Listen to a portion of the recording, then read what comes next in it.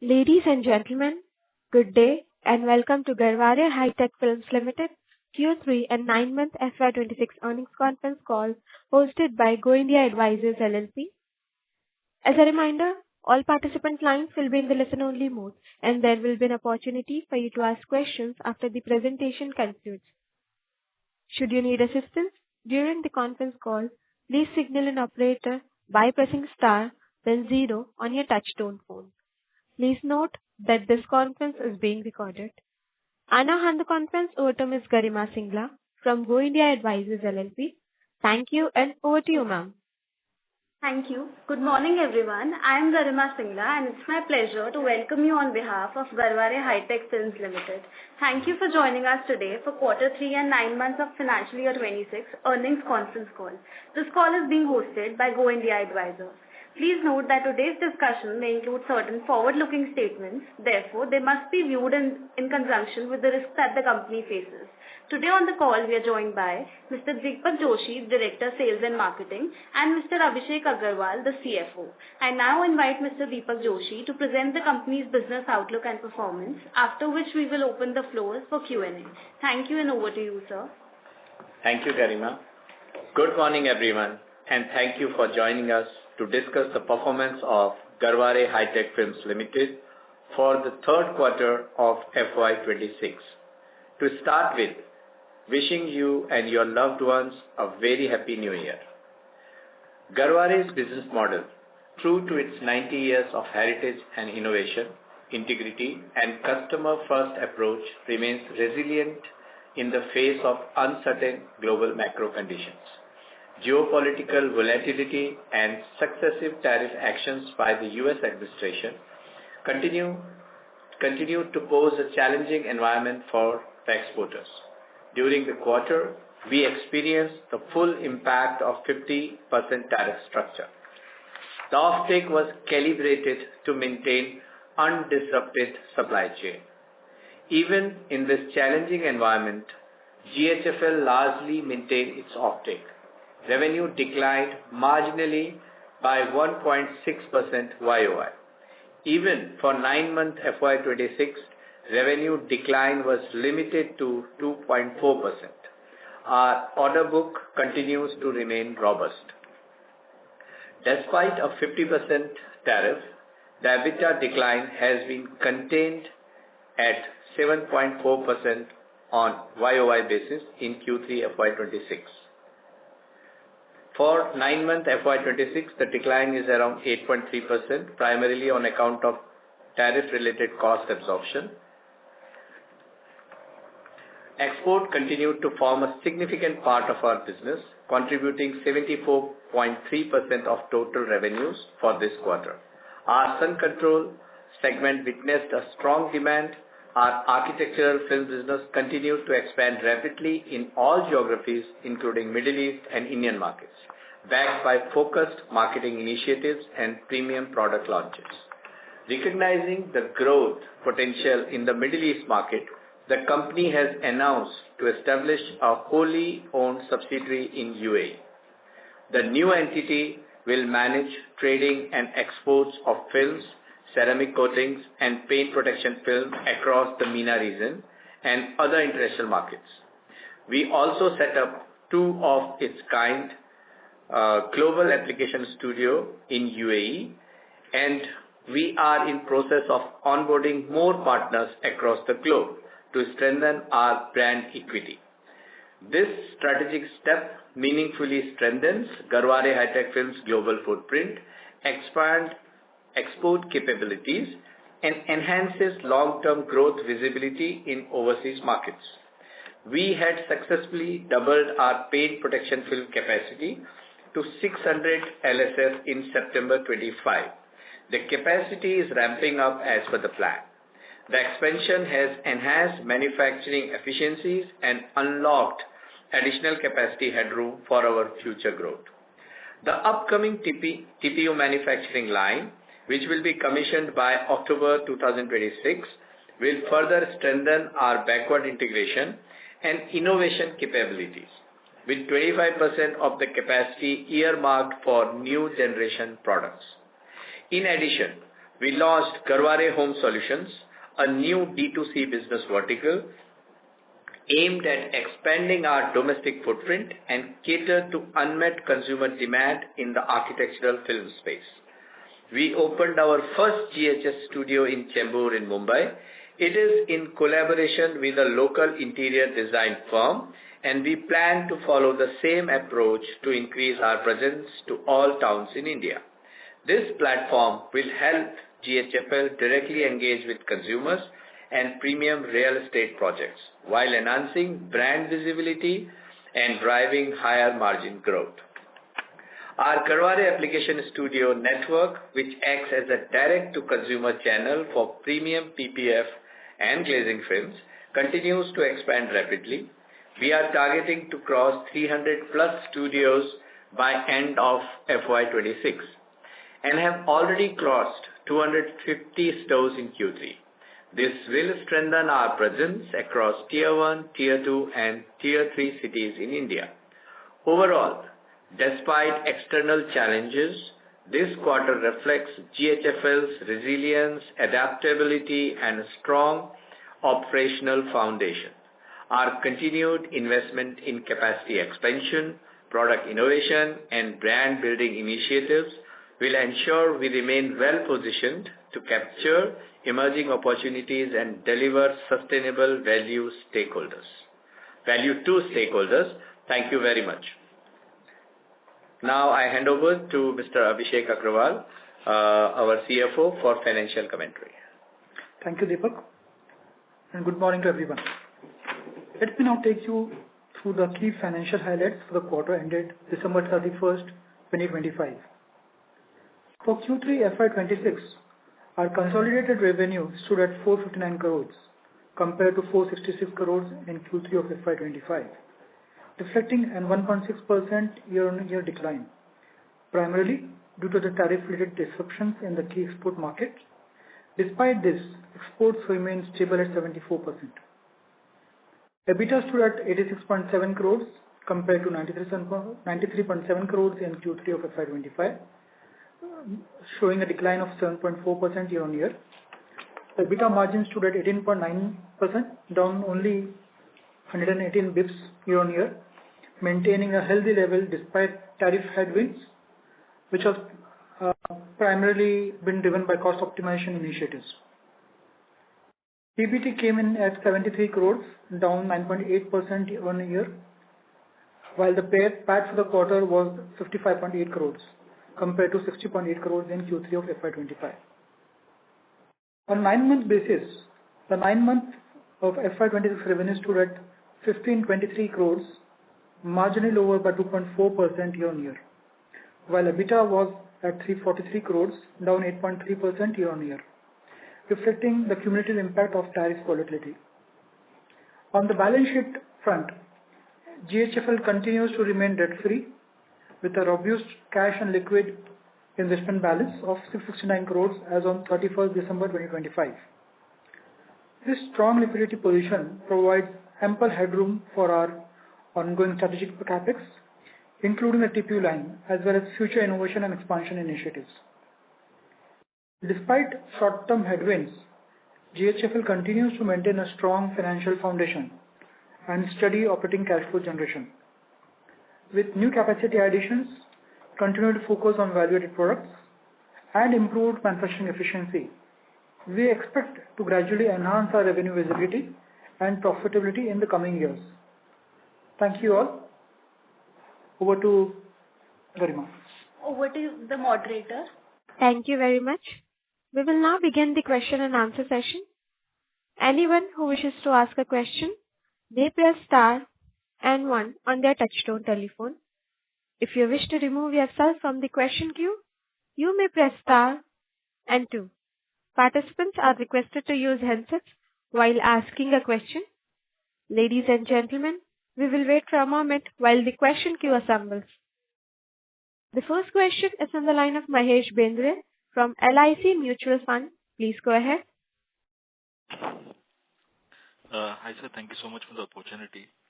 Sir, despite of soft quarter and the tariff issue, we were able to hold down our gross margins really well. Sorry So, to interrupt, Mahesh. Can you please speak a little louder? yeah, I'm audible now? Yeah, please go ahead. Thank you. Yeah. Sir, my question is, despite of such a soft quarter, still our gross margins were not impacted that way for the quarter. So, Yeah.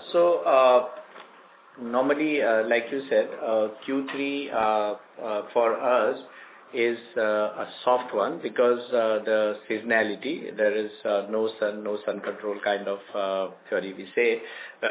But we have been working on this because after the impact of tariff, which was hit full of 50% in this quarter, we managed our operational efficiencies pretty to the best of our possibilities. I mean, we went with lot of changes in for operational efficiencies, and plus the product mix which we tried to make keep it at a very high level. That means the more of a high-end products. So that's how we were able to maintain this. so the tariff that we are paying now, where it is booked, it is in cost or is it in sales? It's a mix of both. I mean, we are passing some of it to our distributors, dealers, which ultimately goes to pass on to consumer, but a very small fraction to end consumer. But some of it is passed on to our distributors and customers. The rest, we are observing with our efficiencies, operational efficiencies and product mixes. No, my question is, sir, suppose we were paying 100 rupees last year, I mean, selling the product. Now, because of the tariff, the price has gone up. So that incremental, incremental amount that we are paying as a tariff, that is gone into what? Where that is booked in sales or it is goes into expenses? No, that Mahesh, it has both the impacts. The increased sales price to our dealers and distributors, it reflects into our sales numbers, while the tariff which we are paying, that becomes part of our expenses. Okay, sure. And sir, given the current outlook, I mean, do you think, we are trying to set up a new plant in Middle East, so when that plant will come up and that will have any impact in FY27? See, we have set up this subsidiary because our growth in Middle East, North Africa region has been phenomenal, I would say. We have doubled in 1 year the sale to Middle East region. So we need a strong subsidiary which can take all the contracts from big companies, local companies, because especially for the architectural business, Middle East is continuously growing, and there is a need to block the sun, the heat in many cases. So the primary objective is to cater to that reason. Then the structure of duties from that subsidiary always becomes makes it more attractive. And third is, with this growth, this is the ideal location for future growth. I mean, we have like multiple objective with this particular subsidiary in UAE. No, I mean, when this will become functional? This, there are like many steps to that. The one is like setting up, which will be completed during this quarter, that is quarter 4, right? But the full impact of that might be seen in the later half of FY27. Okay, and the tax for this will be zero, like nil, right, in Middle East? Yeah, because this is being set up in free zone. So the tax to earn by that subsidiary is almost nil.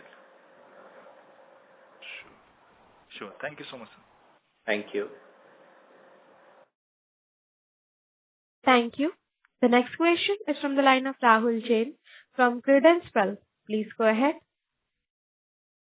Thanks for the opportunity. And sir, congratulations to you and the entire team at Garware, given the environment for the kind of numbers we have been reporting. So just to add to the previous question, yes, the gross margins have remained flat and in fact they have improved year on year as well as quarter on quarter. And you explained that some of it is due to the product mix change. So firstly, sir, this entire 50% tariff impact, has that been visible in this quarter 3? And from here on, how do you look at the gross margins going ahead? See, first of all, yes, we have seen full impact of almost full impact of 50% tariff. But if you really see, again, we are controlling the sales. That means only absolute necessary product are being sold into the market to our distributors and dealers, because in any case of any favorable decision, we tend to gain that. So that's the purpose of that. That's why we said, there is inventory into the bonded warehouses, which can be at a click away whenever the need is there by our consumers. Now, going forward, full impact is there in Q3. Now, going forward, the margins, because this is, we are seeing, if you see the Q3 margins versus Q3 margins, so there is very less impact. So we think in Q4 and Q1, the margin should remain around 20% or so, depending on the product mix, but we expect to that range. But if any good things from Supreme Court of USA or any trade deal happens, even to 25%, which we are hearing, this is all in public, this thing, that there might be a removal of 25% against Russian oil or something. So that also will give us a big positive boost. And so scenarios are different, but definitely in main season, margins will improve. And if anything goes away like 25% or so, we'll definitely go between 20 to 25%. Fair enough. And sir, with regards to the inventory at the customer level, the end customer level, yeah, how is that situation currently? I understand some of the channel checks in other industries that is probably at the lowest end.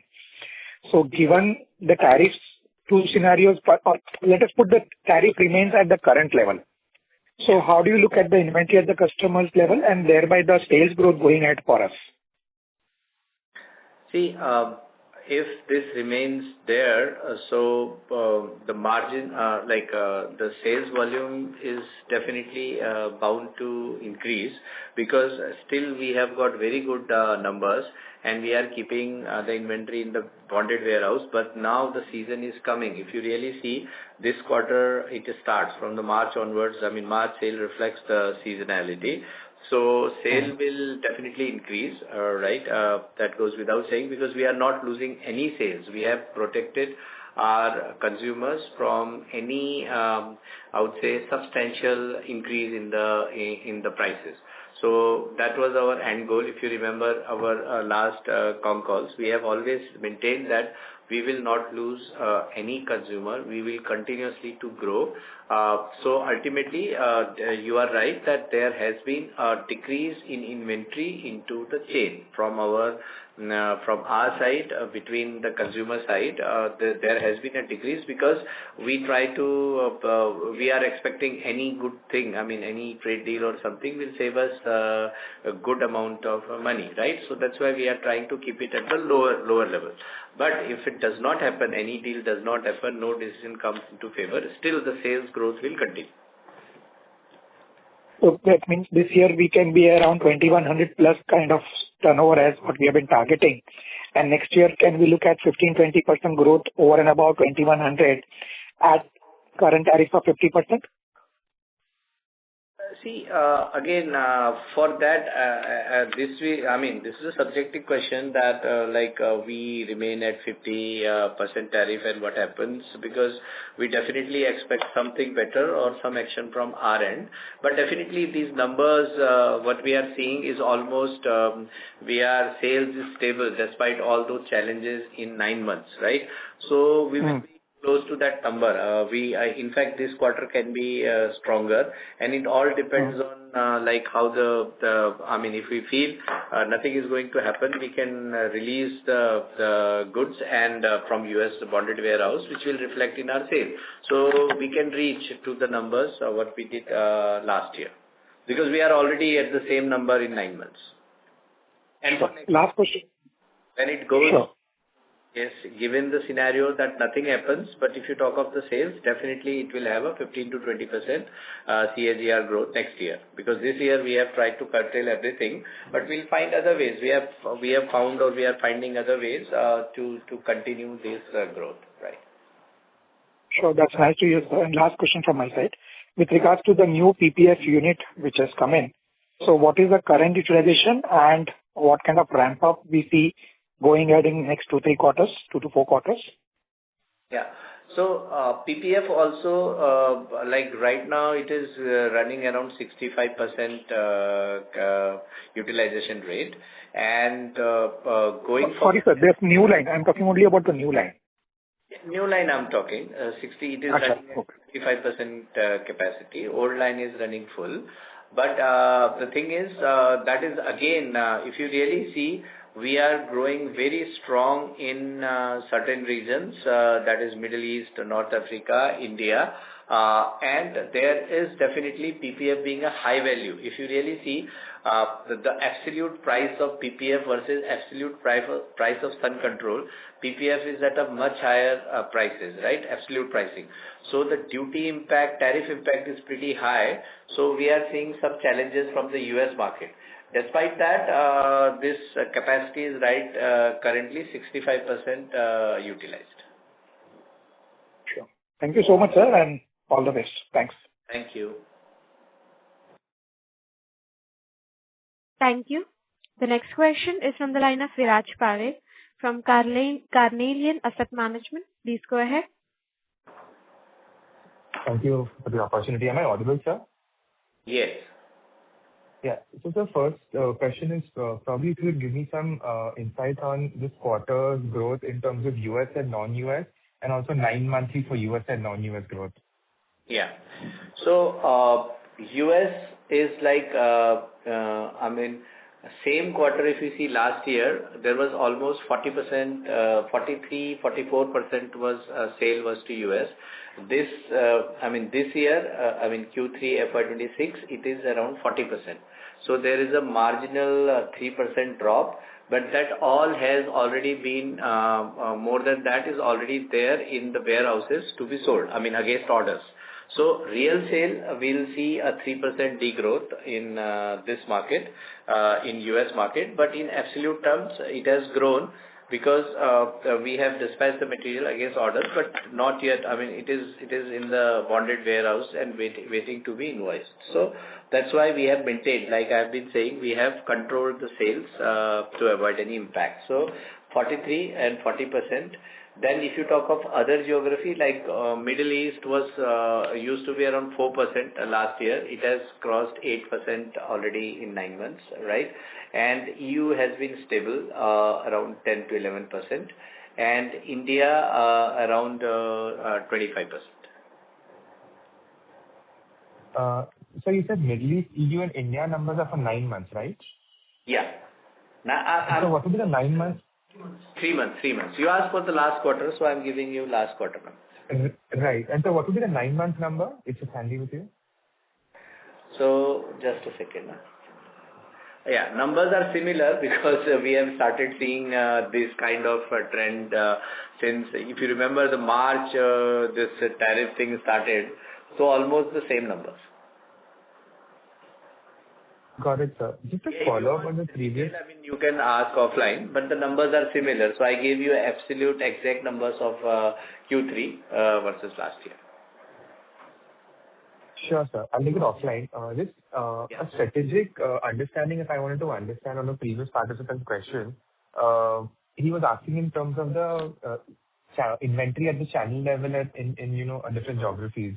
Mm-hmm. Since Q3 was the first quarter with 50% tariffs, at strategic level, how are we looking at production in a normal versus a tariff environment?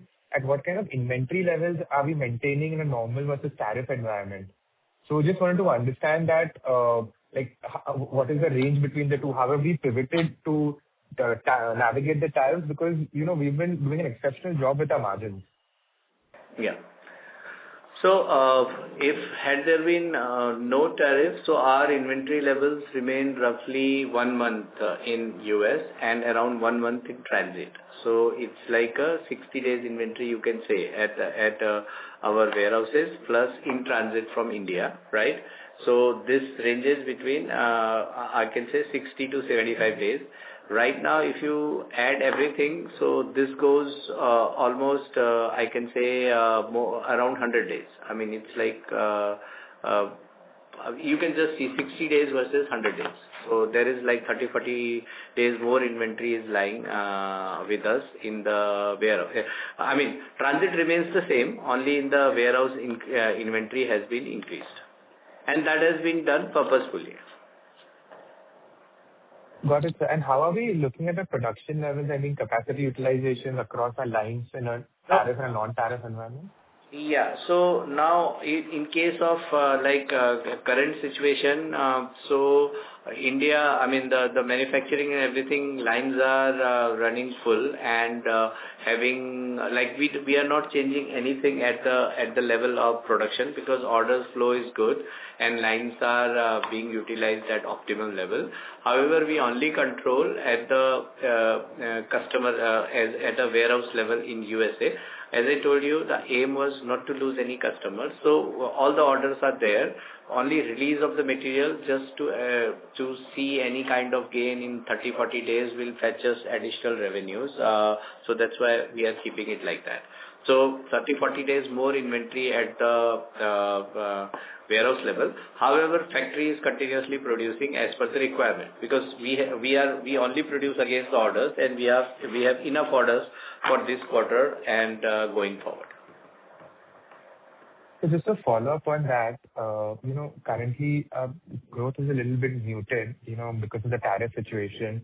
If we are maintaining our lines at full, for the, you can say last 1.5 quarters, there would be some time where, production would kind of reduce if the tariffs don't go away anytime soon over the next 2 quarters.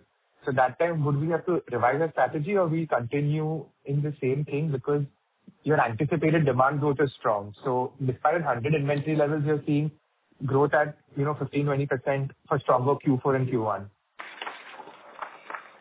Yeah. So, like I said, there are some other alternative ways are being worked where, if we can mitigate the impact of this tariff.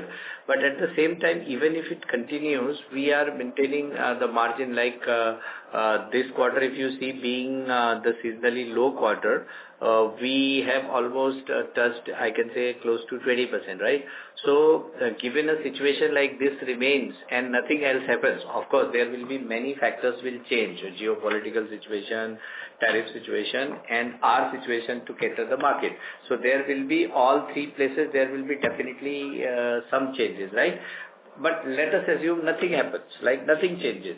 Still we will maintain a growth of 15-20% because we will not hold inventory in our warehouses. We will do whatever sales naturally happening, which is at the rate of 15-20% CAGR, right?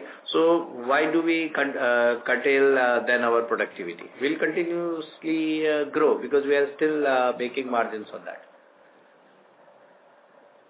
Right. So this last question, I get back in queue. So for Q3, I think the CFO sir said that, our margins in the range of 18%.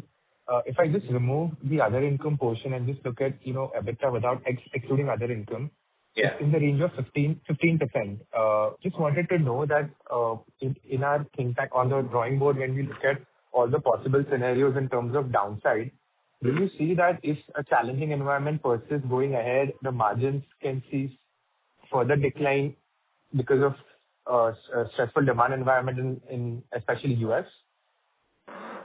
No, because as I'm saying, the scenario for Q3 is always different because it's a seasonally low. Every year Q3 is like that. So if we see Q1 and Q2 are a strong seasonal season for us, so the margin will definitely improve. That directly linked to more IR production or high margin products in in Q4 and Q1, right? So the margin maintenance definitely will improve.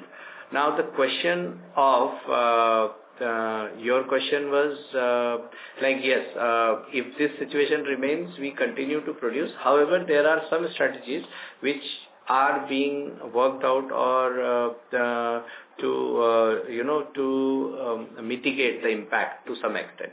So that definitely will come. We are not, we all the time working on this situation, like how do we navigate through this situation. Though every one of us, including our exporters, thought it's a short-term phenomena, but we are prepared for a long-term as well, like that remains, that becomes stable at 50%. That too will maintain 20 plus margin and with the sales growth of 15% bare minimum at CAGR level. Thank you so much, sir. All the very best. I'll get back in queue. Thank you. Thank you. The next question is from the line of Jay from Phillip Capital. Please go ahead. Hi. So just two quick questions. One is on the product mix compared to Q2 with respect to your window films, PPF and IPD. Has that stayed stable or is there any change in that mix? And the second one is with respect to architectural films. How has the growth been in that area and what sort of revenue can we expect over the next couple of years? Yeah. So in the question of product mix, right? So what happens is in Q3 this normally the lower range of window films sell more, right? So when it goes towards high season, more IR product demands comes, which is a near infrared blockage of the films. So they tend to have very special films with our nano particles into that. So that generally carries a high margin as compared to the mix. So that's why we are talking of product mix in Q3 versus Q2 and of course in Q4 as well. So Q4 goes better in terms of product mix, right? So that is a general phenomena with us with under certain variables, right? It goes up to extreme in Q1 and slightly lower in Q2, extremely low in Q3, then again goes back in Q4. So this is the phenomena which we always track and we are well under control for that particular thing in going ahead, right? So that's what was the second question, sir? So with your architectural films, I just want to understand how has the growth been in that segment and is there any ballpark revenue which we can expect in that segment over the next 2 or 3 years? Yeah. So if you see, we are roughly, we started this architectural journey at around 10% of our total CPD sale, right? Which was roughly 15 crore last year, 1500 crore last year, right? So now currently we are at around 20 to 23% of architectural sales, but with ultimate aim is to reach around 30% of that. From current level of 300 crore plus, we will reach in by next financial year to around 400 and then 500 crore out of it. Okay, sir. Got it. Thank you. I'll just jump back in queue if I have any further questions. Thank you. Thank you. The next question is from the line of Vinay Nadkarni from Hathway Investment Private Limited. Please go ahead. Yeah, thanks for the opportunity. Just a couple of questions on the UAE plant. You said that it will be commissioned in Q4 26, is it? Am I right? Yeah, that's the subsidiary, yes. No, the manufacturing plant will be commissioned in Q4? We have not announced any plant in UAE, right? To be very precise, there are some plans which we are working, but this is as of now it's only a subsidiary which will cater the business to MENA region and other exported to other regions. So it will be a trading subsidiary primarily. Yes, as of now, to start with, it will be a trading subsidiary. Okay. Secondly, on your gas studios, now that you have more than 250, are they operationally profitable? Yes.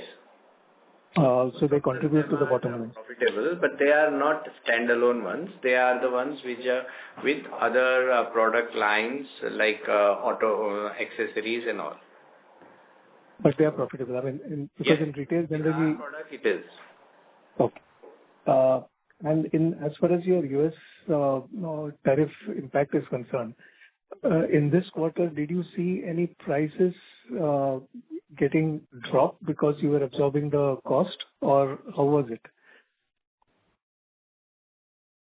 Or did you maintain the price and absorb the cost?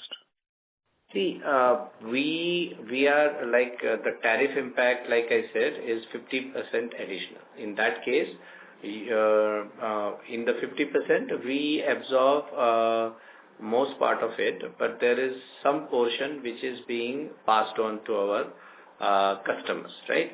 So we cannot specify the number because that a lot of questions come to us like on the parity and all those things on the competition advantage. Understood. Right? Yeah. So one portion is passed on, another portion is absorbed on, but we have mitigated that successfully. Again, if you see the numbers of Q3, like our on the sales of that particular amount which we sold to USA, which is 40% of total sale, right?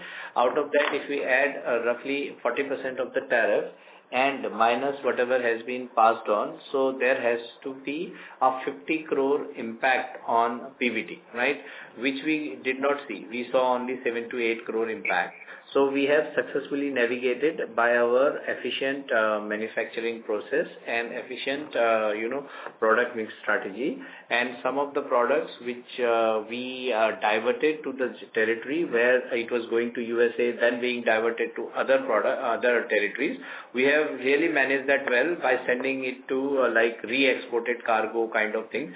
So a lot of strategies has made us to navigate the impact of roughly 40 crore for the quarter. So that's how it has gone to like a PBT level of 73, 74 crore. So that's how we managed it. Yeah.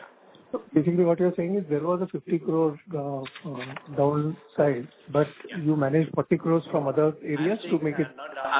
There was a possible. If we really pay all the duty and everything, of course we pay the duty. But I'm saying if you see plain and simple, you have a product sale and you have this additional duty, you would have that kind of impact. But we successfully navigated through by passing on to something and then efficiency improvement, product mix change and all those, and selling to the territories where earlier it was going through USA, now directly going. All those strategies we have worked out to mitigate that impact.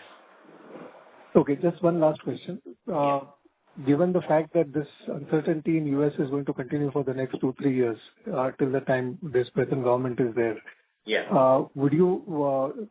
What are your plans to expand in other areas? Have you accelerated those, and which are the areas that you're looking at in expansion? So first and foremost, we have grown really well in Middle East region. So we have, the sale which was last year versus this year has doubled. If we see last 3 years, 2 years, where a tariff was not seen, but if we compare versus 2 years to now, if the growth has been almost 3 to 4 times, right, in terms of sales from that particular region, from Middle East, North Africa region. So that is continuously growing. And we are also growing in the markets like China. There are a lot of plans where there is we are doing partnership with some top players to gain advantage of that market because our product is really good. Only thing is we have to our brand global really does well there. So that area we expect to grow really well. And even in US, like I said, in terms of orders and everything, we are continuously growing. We are taking share from top of the peers. So that growth is also there.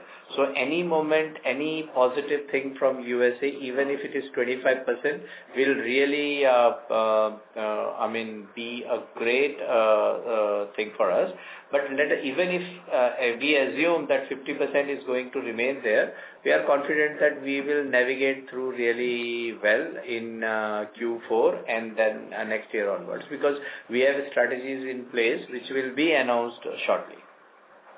Okay. And lastly, does this impact your white labeling business, or is it impacting your brand business, this year's tariff? See, it impacts both, because the tariff is applicable for both. But if you really see on white labeling, there are possibilities, because white label people sell all around the world as well. So we are directly selling them from India. So in that case, we are able to distribute this thing really well. Without it does not go to US. Yeah, I understand. Territory. Yeah. Thanks a lot. Thank you for your answer. Thank you. Thank you. The next question is from the line of Priyank Agarwal from Equirus Securities. Please go ahead. Hi, sir. Thank you for the opportunity. Thank you. Am I audible? Yes.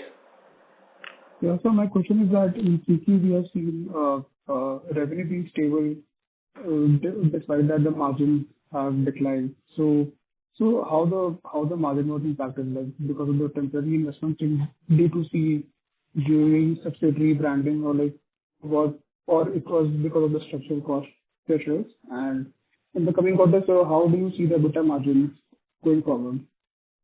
Yeah. So, EBITDA margin, the primary reason is, of course, tariff situation in US, which was 50% additional. So like I explained, had that not been there, we would have really done well. But we have to accept the fact, whatever it is, right? So that's number one. Number two, in Q3, our margins are usually in this range only, like 18.59%, 19%. But when the seasonal mix changes, it will improve. It will go 20 plus easily, even with 50% tariff, right? That is number two. Number three, we are doing a lot of activities, like we have opened like direct to customers global application studios in Middle East. 2 of them has been opened in last week, and there are more in pipeline. So that will really boost our brand image and direct to consumer business, where margins are good with the brand visibility. Then we are doing Garware home solutions in India. We just launched one in Mumbai, but there will be many more to come. So that will again create a demand in India market. Then Garware application studios, which are 250 right now and will reach to 300. So this is again direct to sale. And in US market also, we are signing up a lot of such studios, which we are in the process of doing so. So that will also boost our sales and profitability in US market when we go directly to consumer. Right. So all those things, we are actually, if you really see, the company's focus is to become more of a consumer driven. If you see each and every steps of ours, which is Garware application studio, global application studio, Garware home solution, global home solutions, this will really, we are trying to become more as a consumer brand than as a, B2B kind of business.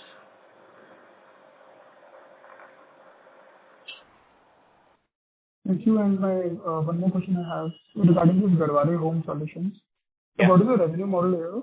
I mean, in terms of franchisee versus company owned, and what kind of capex we are looking at this, and the OPEX, if you want to scale the D2C over the next 2 to 3 years. Yeah. So see, I can give you some highlights of that. The Garware home solution means the model is this is like a channel which is e-commerce based model, right? So there consumers will directly pay to the company, and the company will have those franchisee models or those, I would say, outlets where they do the work, applications and others, and they will be paid accordingly, right? So it is full under Garware company's control, right? Right from their database till payment and everything. But it is more of a, like I said, it's a e-commerce based model, because physically this model cannot work because the ticket size are very small, but the number of consumers are enormous, right? So that's the primary model, and these platforms and everything have been created, but still into the testing models or testing modes. Now on capex, there is hardly any capex into that, because company already does these kind of products. The main products are sun control film, surface protection film for your furniture, for your kitchen sink, and etc. There will be more products like switchable films. There are some coatings which are required for the home. So this, most of the products company already makes, but it needs a different kind of attention, which we are doing. It's mainly a selling platform, selling and a branding platform for the company.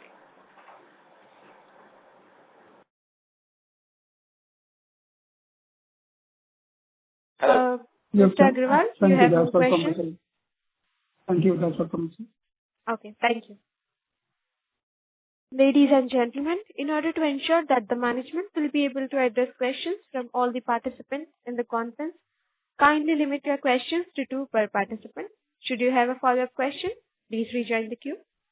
The next question is from the line of Swechha Jain from ANS Wealth. Please go ahead.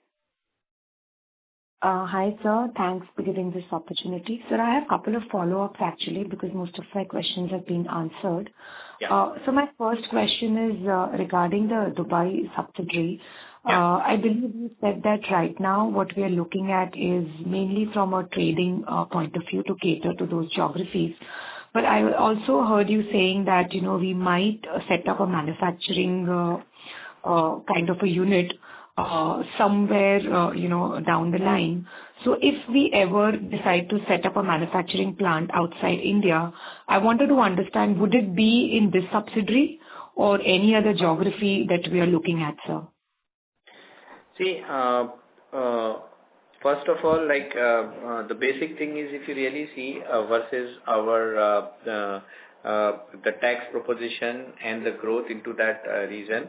So the growth has been really great. So that's why it makes a very obvious choice for us to open a subsidiary, because we have tripled our numbers in 3 years and much more to come, because we are signing good agreements with top companies in real estate and architectural space.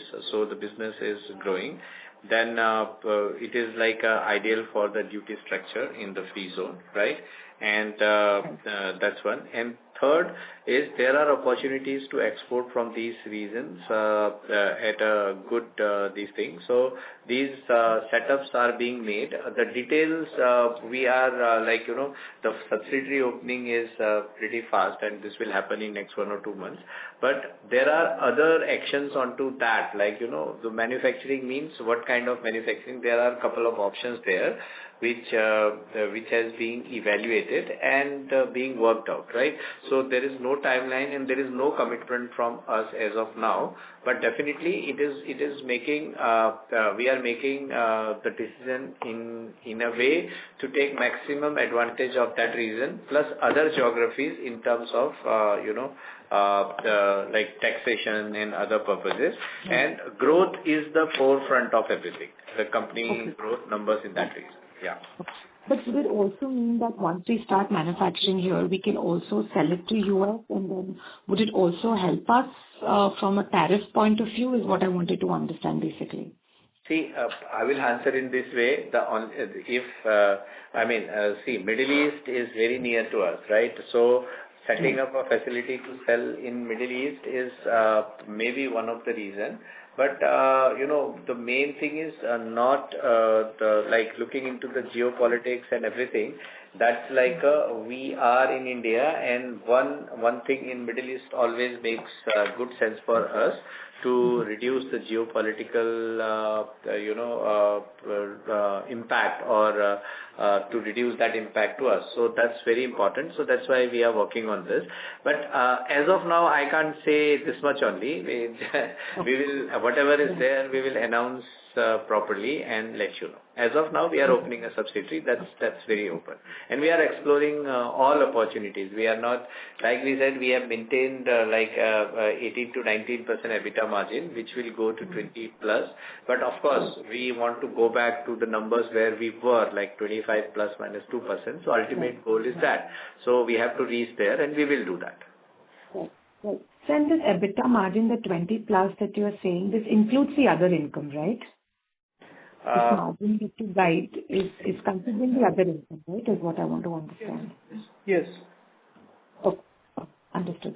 And so my... Sorry to interrupt, Swacha. Sorry to interrupt. Please rejoin the queue for more questions. This is my second question, sorry. Okay, go ahead. You got along two questions, right? Go ahead, please. Yeah.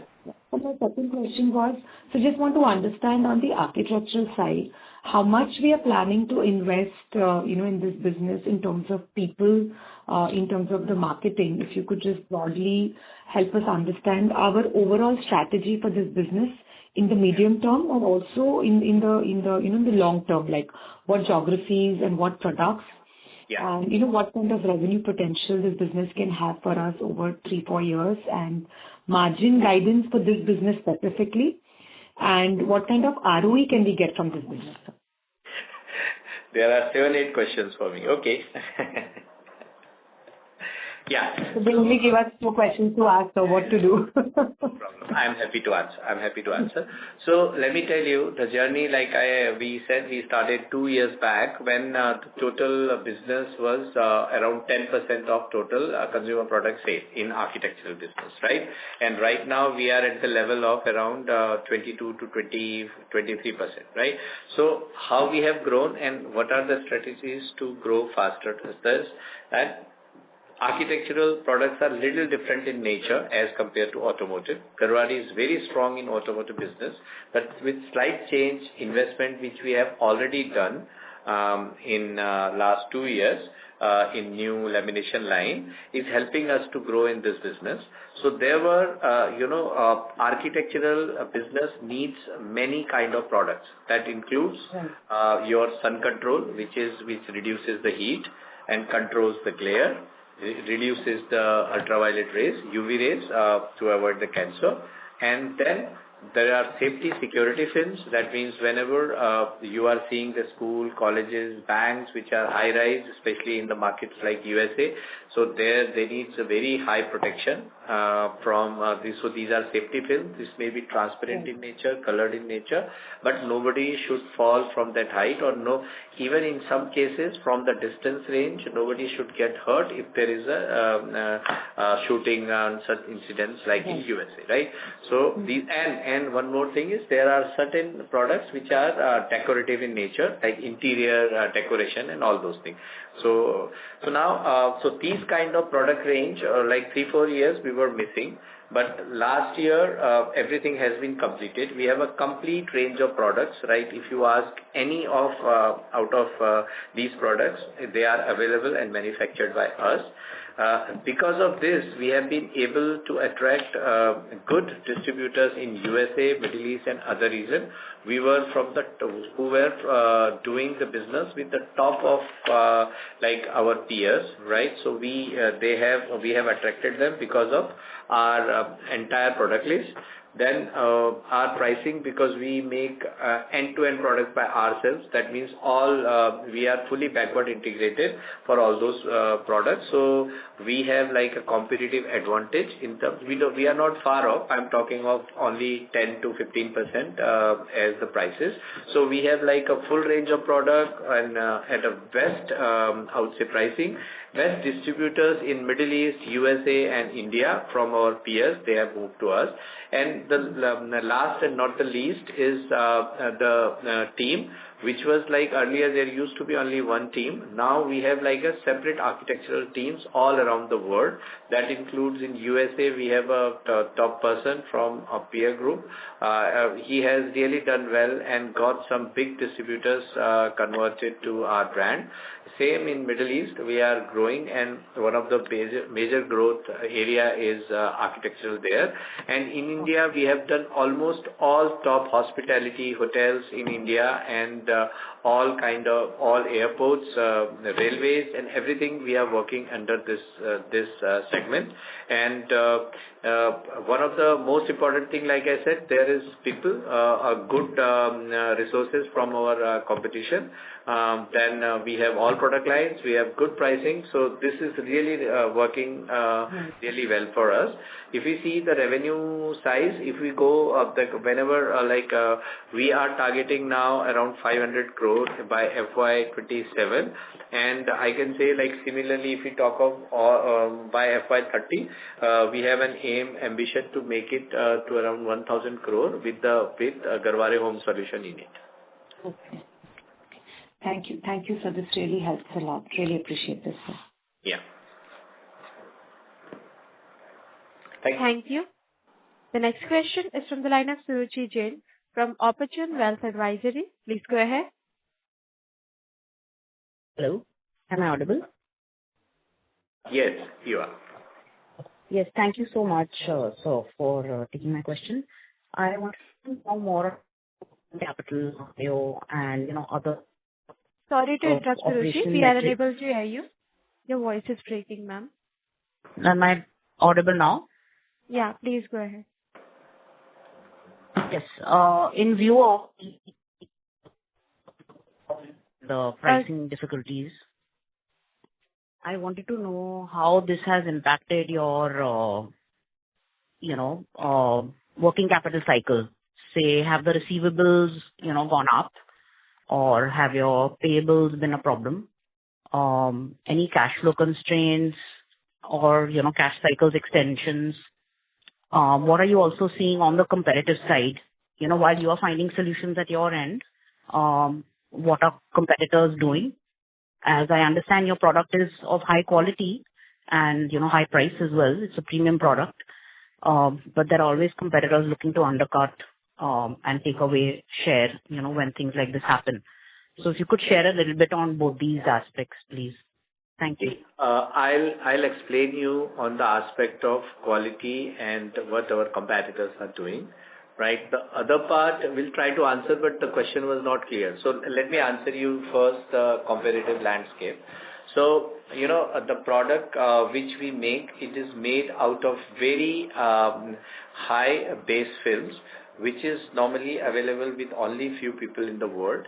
And the reason of that is we are fully backward integrated. That means we make our own base film. We do like metallizing, we do the nano dispersion facility and some preparation on the base films, adhesives, and our top coats like surface resistant coating and everything into window films, right?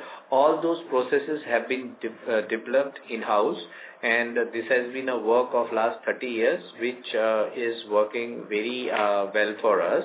And the machines and everything has been designed by our engineers with the help of experts from big companies who give us the machinery, but not a single machinery manufacturer is there. There are many involved in that. So there is a big entry barrier if somebody tries to copy, right? And there are many of them, more than 10 patents are there, which are like very essential part of our manufacturing, right? So this is what we are now, and that's how like many companies around the world who want to partner with us to have our basic films. But we have chosen the path to growth by ourselves, right? So, and if you see the journey in last 4-5 years, we have shown the kind of growth we can do with our products. right? So if we really see the product comparison, if we do, it's only with some of the US manufacturers, right? And we have partnership with many of such manufacturers as a white box in USA, right? So there are very limited people who make similar films like us, but fortunately for us, unfortunately for that, the growth in US market for manufacturing is really challenging. They are not able to grow that fast in that market. So in terms of manufacturing capability, so there we are coming into picture, and we have a lot more opportunities where we are filling the gap by supplying to them, or looking for opportunities where we can do some kind of partnership with them into these advanced markets. Okay, got it. So my first question was about how the pricing and the environment on the buyer side has changed sort of your, selling power, if you say. Yeah. Pricing power we know about, but say, credit cycles, have they got extended at any part of your working capital is under pressure? Anything, if you could share internally how this has impacted you and your negotiations, so to say, with existing or old clients, new clients, sorry. Yeah. So actually, nothing has changed, let me tell you, because of this situation. Because like we said, we have managed this situation by our operational efficiencies, all right? That is a product mix, making the product with higher efficiencies and everything. And plus only a limited tariff impact has been passed on to our customers, right? Rest we have absorbed by the ways which I just told you. So no change in terms of credit or these things have changed. We are like the cash flow is really strong, and we don't have any such challenge with us. No change has, we did not witness any degrowth. Whatever we are seeing here is already we have orders, but we are keeping the material so that whenever it is like just in time kind of model we are working now in US. So no sale drop has happened. No customer has been lost, right? Only the slight impact which we are seeing on our margins, which is quite well and open. But the growth is there and will remain there. So no change in that. Okay, and just one small question. Sorry to interrupt you. Please rejoin the queue for more questions. I'll do that. Yeah, Thank you so much. Thank you. The next question is from the line of Ankit Gupta from Bamboo Capital. Please go ahead. Thanks for the opportunity. Sir, firstly, if you can, we had a sales of around 325 crores for CPD for our consumer division. If you can give us the breakup of Sun Control films and PPF in that for Q3 as well as 9 months. Yeah. So Q3, 40% of Sun Control, right? Okay. No, it's 44% Sun Control, 26% PPF, and 30% of IPD. Okay.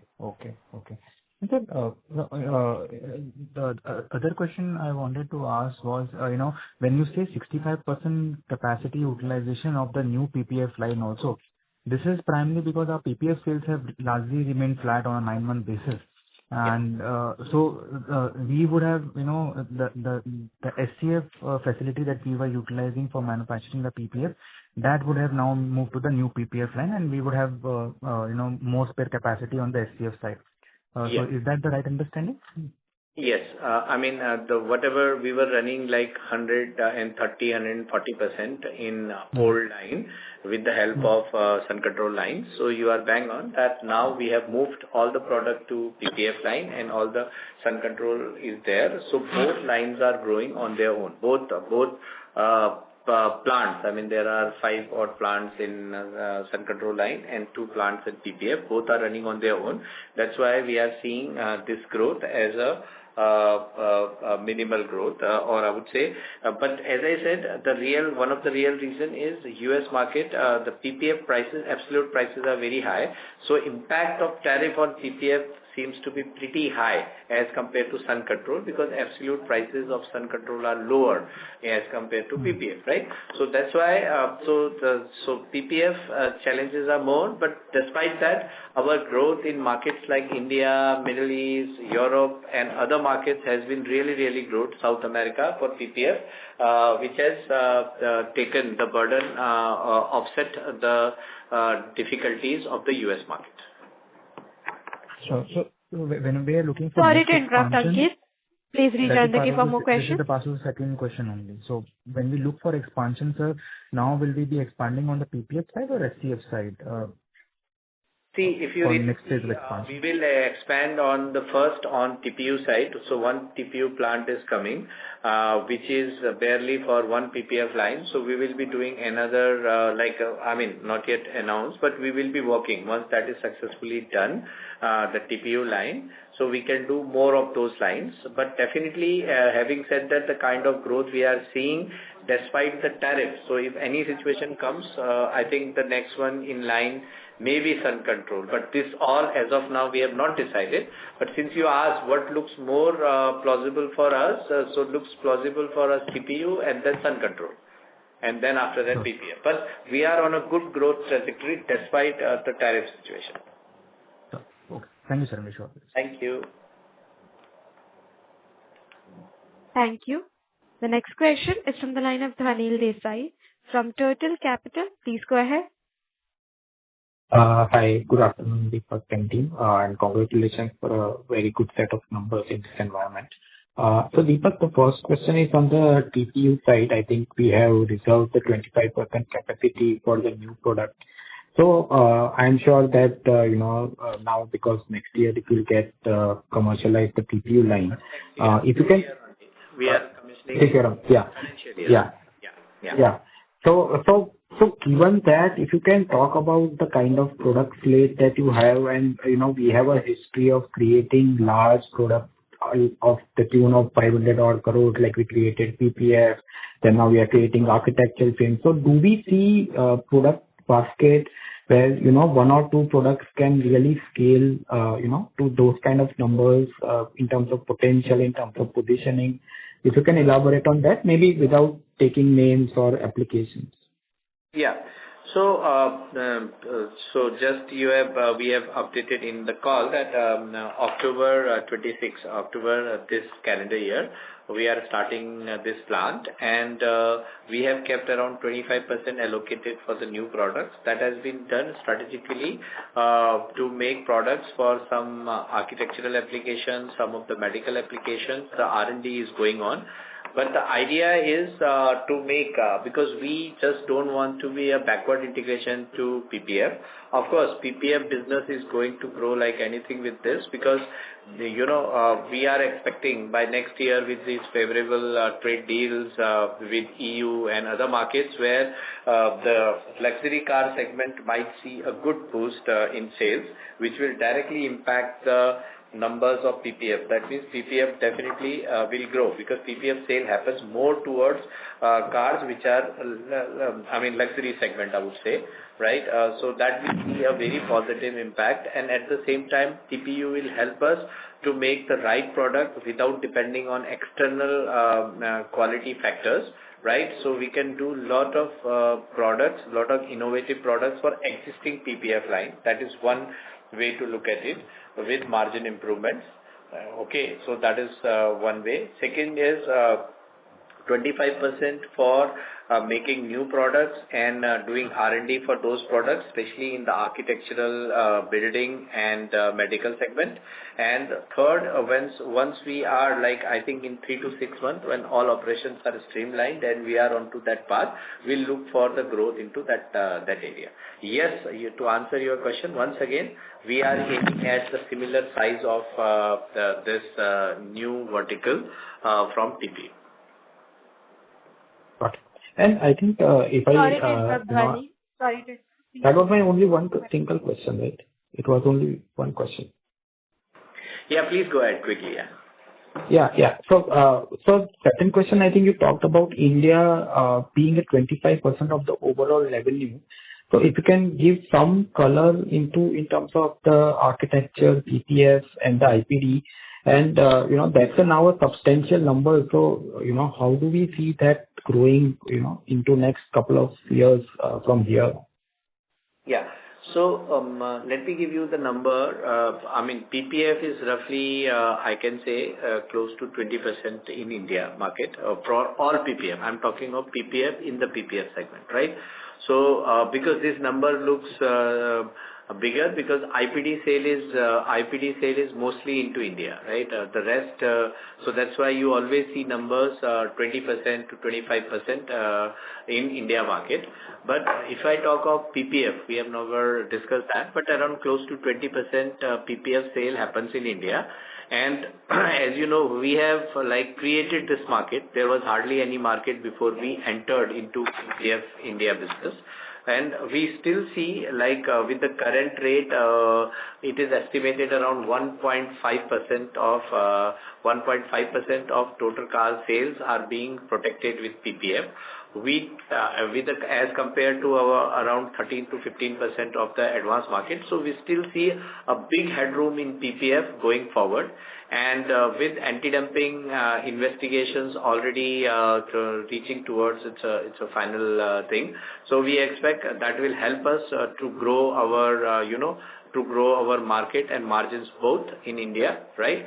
And TPU will add a further thing to that. And these FTAs are going to add higher end cars, which will definitely. So we are on a long term. We are a player which think what is going to happen in 3 years into PPF industry with the help of backward integration, these FTAs, how do they play out, and how do we stop. We are never averse of the competition, but we are always mindful of the people who are supplying quality products to the market. They should not be, I would say, misled by the product which is not in quality, but they just play on the prices.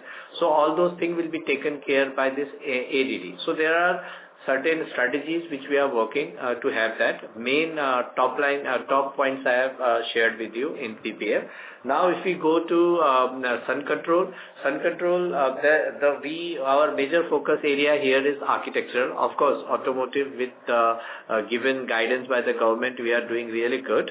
But on architectural segment, all the top, I would say, this hospitality industry, then consumers, then jewelry and gems, and big malls, all are being protected by our Sun Control. We are now certified or approved in railways, in Airport Authority of India, in most of these names which I won't be able to take here, all the hospitality industry, because what we have done is we are certified. We are the only company in India to be certified by Green Pro, which is government has given that guideline that if you have any building as per the government guidelines, so it is recommended to have a company associated with a Green Pro certification. So we are the only one in India. Then we are GRIHA certified. We are certified by American Cancer Foundation to avoid cancer, and we have certified all our safety fins by UK standards, TUV standards, and EN standards of America.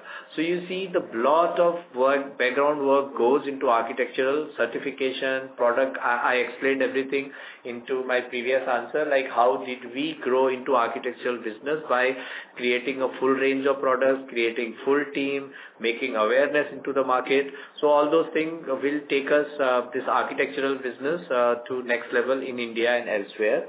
Right, and when we talk of 25%, like you said, it is mostly major portion comes from IPD, but our growth engine, IPD, we strategically keep it as a stable level, but the real growth will come from architectural, PPF, and Sun Control business. And of course, we are working with some companies to supply as an industrial product, so that will also add to this. Okay. Thank you. Thank you, and all the best. Thank you. Thank you. Ladies and gentlemen, due to time constraint, we'll take the last question from Akhil Parekh from B&K Securities. Please go ahead. Yeah, thanks for the opportunity. And most of the questions have been answered, and congratulations on the resilient performance. Just wanted to understand the impact of depreciating rupee on our business. what percentage of the sales is dollar denominated and what percentage of raw materials are dollar denominated?